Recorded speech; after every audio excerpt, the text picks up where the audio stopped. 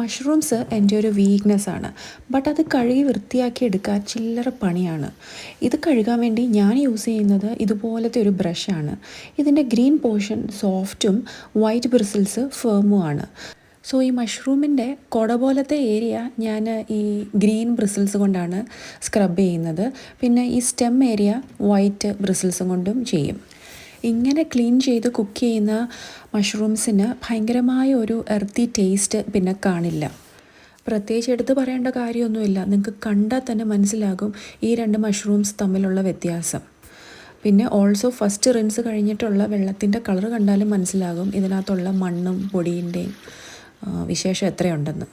ഇനി കുറച്ച് baking soda കൂടെ ഇട്ട് ഇത് റിൻസ് ചെയ്തെടുത്ത് കഴിഞ്ഞാൽ ഇത് റെഡി ഫോർ യൂസാണ്.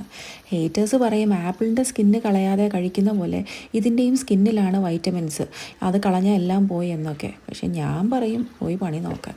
അല്ല പിന്നെ.